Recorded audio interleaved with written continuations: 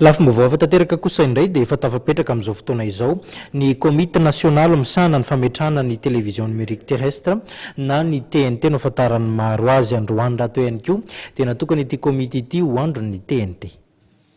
Fanambina petraka ny ametrahana ny télévision numérique terrestre melohan'ny 17 Jona 2023 izay fe-potoana farany napetraky ny UIT ametrahana ny TNT manerana ny faritra Afrika araka nambaran'ny talety général numérique Tandrematoa Augustin Andremananoro. Samy voakasika ity fanivana ity avokoa na ny télévision miankina amin'ny fanjakana na ny tsy miankina ary no marian'ity tompona andraikitra ity fa miankina amin'ny rispon'ny mpisehatra rehetra no hatratrarana ny fanamby dia ny fametrahana ny TNT eto Madagasikara. Miankina amin'izay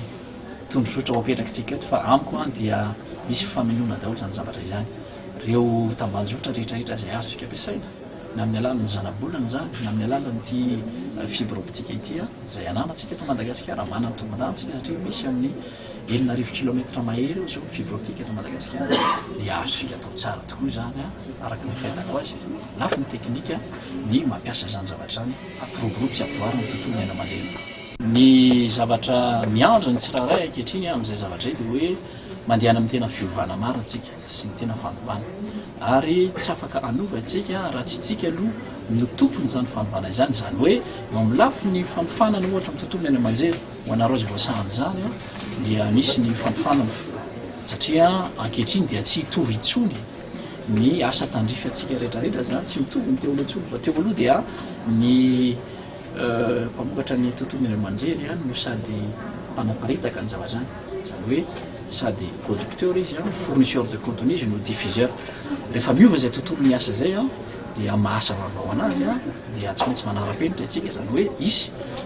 fampanofanana fiofanana ihany koa amin'ny tsirairay tandrify an'izany. Amin'ny lafiny ohatra hoe post production dia misy norme vaovao norme de cotage raha any Madagasikara manko zao ny codage de flux en MP4 norme de diffusion DVB T2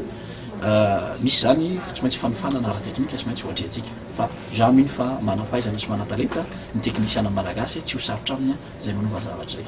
Tsy anjaran'ny orinasa tsirairay intsony no manaparitaka ny sary sy ny feony fa orinasa ombonana no hanao izany araka ny fanazavana. Misy étude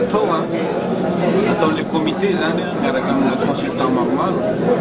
hoe ahafahana proposer texte mafehan'io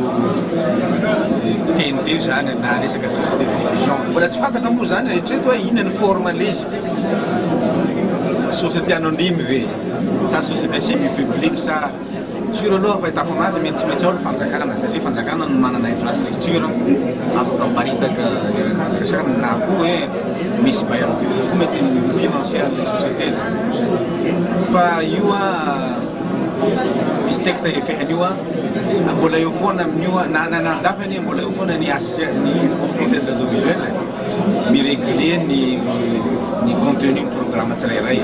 Hatreto dia mbola tsy voafaritra ny teti-bola ilaina amin'ny fametrahana ny TNT eto Madagasikara araka ny fanazavana dia mbola andalana ny fanadihadiana sy ny asa rehetra ny fametrahana izany. Nandritra ny fotoana Androany ny onan'ireo mpisehatra rehetra mikasika ny fifandraisan-davitra sy ny serasera ary ny etika-hevitra mikasika ny lafiny fanomanana ara-teknika sy ny lafiny lalàna manoloana ny fandalovana mankany amin'ny télévision numérique terrestre eto Madagasikara.